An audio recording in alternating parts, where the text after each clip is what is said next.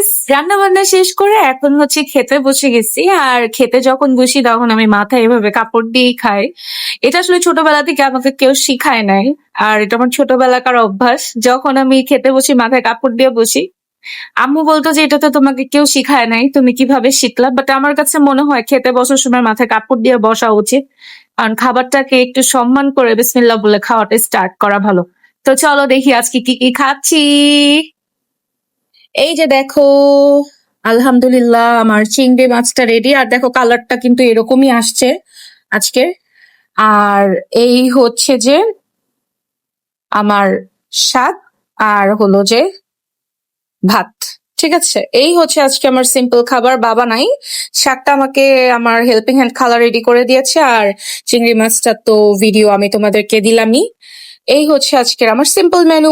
তো এখন আমি খেতে বসবো। তোমাদের কার বাসায় আজকে কি কি রান্না হলো জানাতে কিন্তু বলো না। টাটা।